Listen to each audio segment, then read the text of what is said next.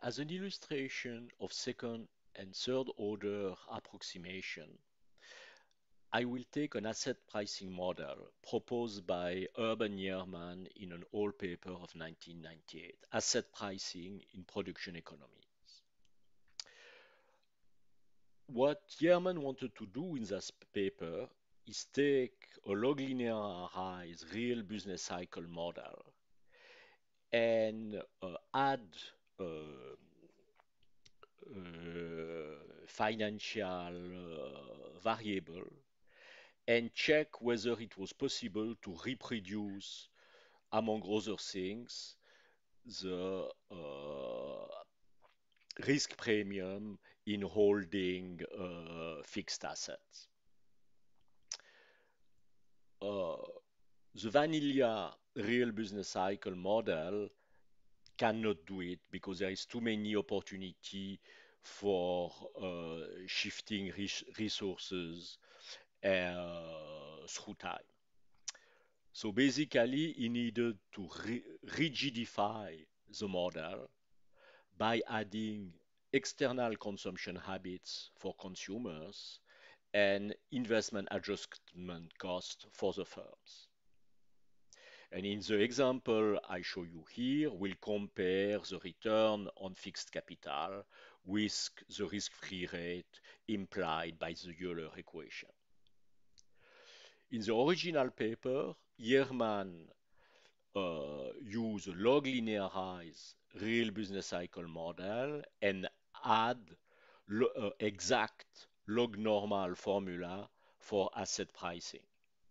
What we are going to do is use a second order approximation and then a third order approximation, and we'll see that the result about the average risk premium is about the same.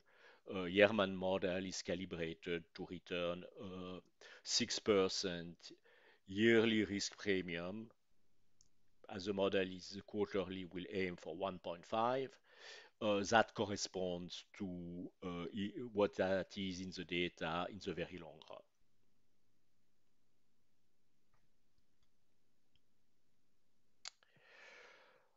run. The representative firm is owned by the household and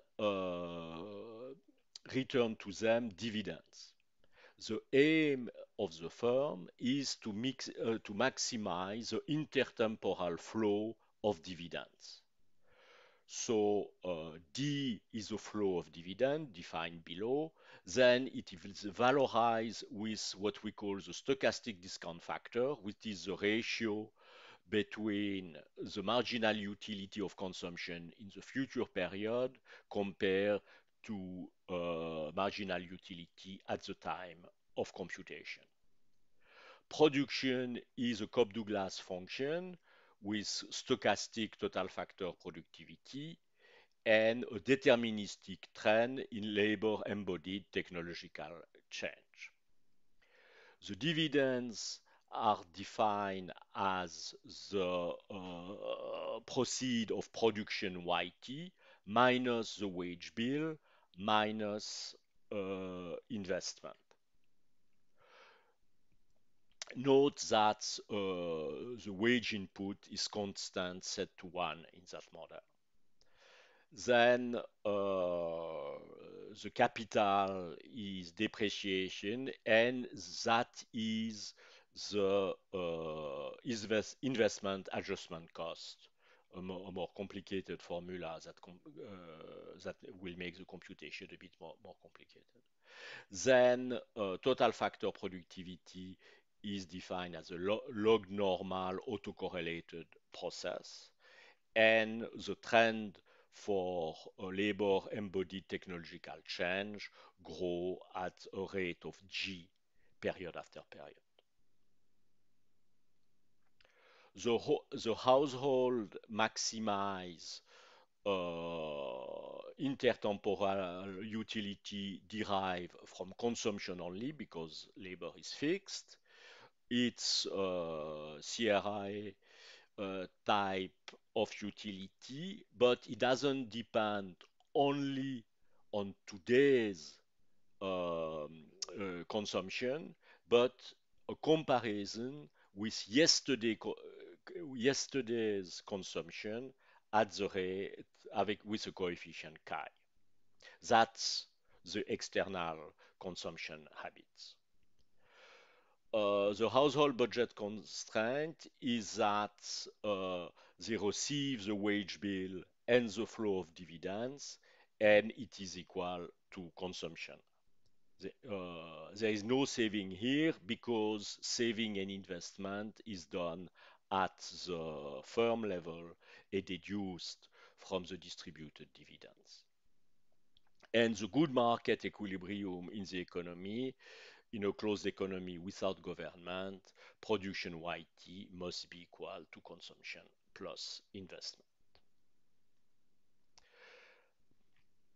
The risk-free interest rate is derived from the Euler equation and is defined 1 over the conditional expectation at time t of an expression involving the discount factor, the rate of growth of the economy, and the stochastic discount factor, which is again the ratio of marginal utility in t plus 1 versus marginal UT today. Because of external consumption habits, the marginal utility expression is more complicated than usual and is given here. The rate of return of capital is the marginal productivity of capital. Again, the expression is complicated because of the investment adjustment cost specification that we are using. Then I will show you the detail of the model directly into the DynAR mod file.